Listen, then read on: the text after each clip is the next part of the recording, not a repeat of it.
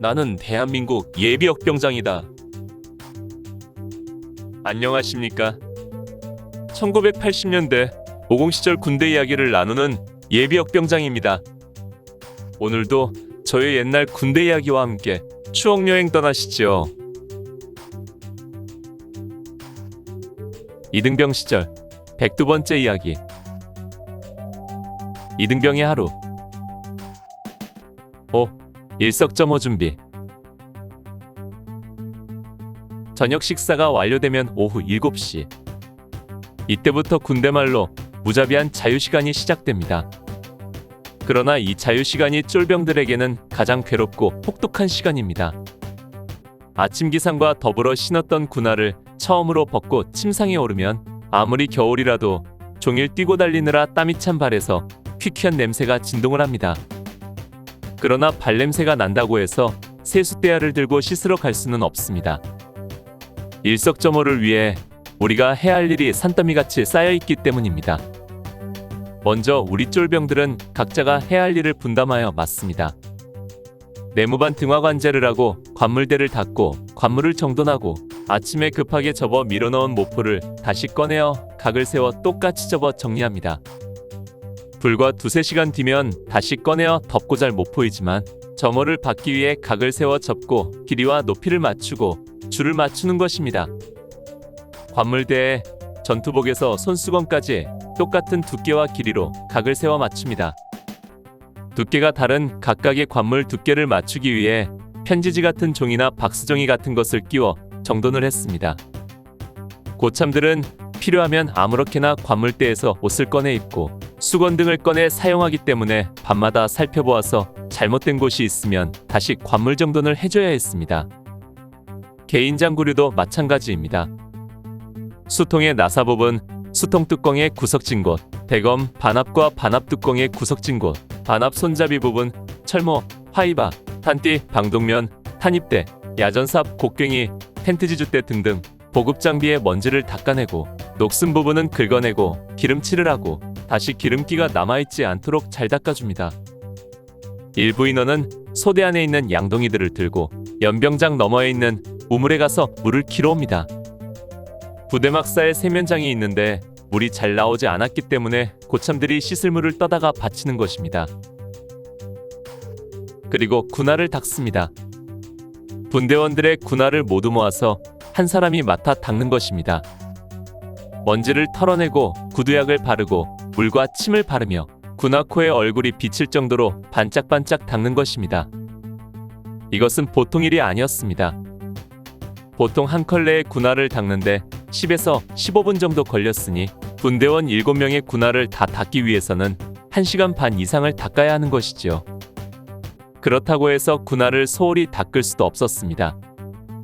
만약 그날의 점호 차관사항이 군화일 경우 고참의 군화에서 지적사항이 나오면 그날 밤은 실로 괴로운 밤이 될 것이기 때문입니다.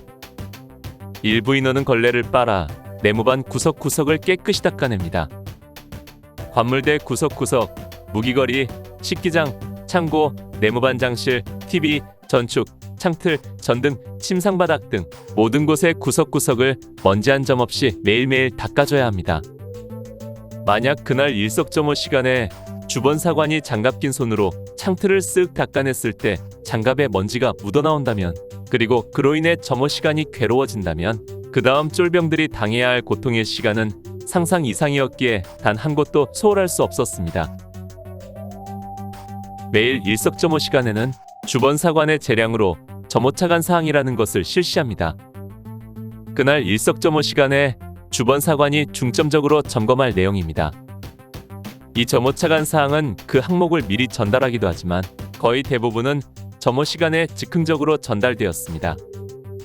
미리 전달된 경우에는 그 분야만 중점적으로 준비하면 되었지만 그렇지 않을 때에는 어느 것 하나라도 소홀히 할 수가 없었던 것입니다.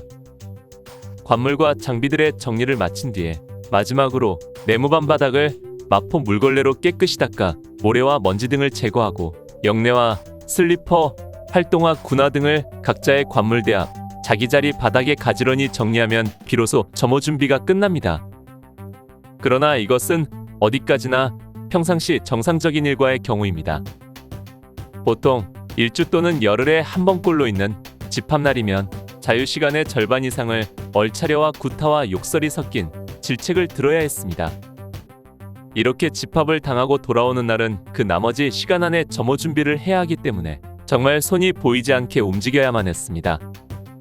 나는 자대에 전입하자마자 소대 최고참의 추억 녹사역을 번번이 해야 했습니다.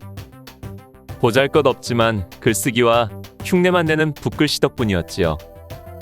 그 때문에 나는 점호 준비에 열애될 수 있었지만 내가 빠짐으로 더 많은 일을 감당해야 하는 동료 쫄병들을 보노라면 미안하기도 하고 안타깝기도 했습니다. 또 나는 교회를 다녔으므로 수요일 밤과 일요일 주야는 교회에 갔기 때문에 어떤 때는 점호 준비는커녕 점호까지 빠질 때도 많았습니다. 물론 이등병이 밤예배까지 참석하여 점호 열례를 하기가 쉽지는 않았으나 다행히 중대군종이 우리 소대 포분대의 모아무개 주임상병이었기에 그의 도움을 받을 수 있었습니다. 이런 상황인지라 평상시 내가 점호 준비에 참여하는 날에는 나는 다른 사람보다 더 많이 움직이고 뛰어야 했습니다. 그렇게 함으로 다른 동료 쫄병들에게 미안한 마음을 조금이나마 덜고 싶었습니다. 내가 속해 있는 총일분대에는 졸병이 많았습니다.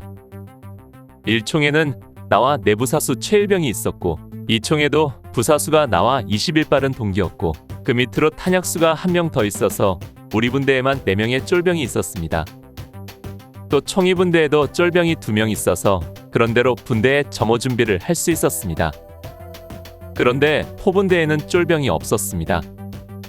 최하 쫄병이 곧 상병 진급을 앞둔 서아무개 일병이었던 것입니다. 그래서 우리 총일분대에서 항상 포분대를 지원해 주어야 했습니다. 우리가 집합당하는 이유 중에 중요한 것 하나가 바로 포분대에 대한 점호 준비 지원이 마음에 안 든다는 것이었습니다. 아무래도 각자 자기 분대 일을 우선적으로 하다 보니 한 사람이 건너가서 지원해 주는 것이 마음에 안 들 수밖에 없었던 것입니다. 이 일로 매번 고통을 당하지만 그래도 내 분대의 고참을 먼저 챙겨야 하는 우리로서는 그저 몸으로 때우는 수밖에 없었습니다.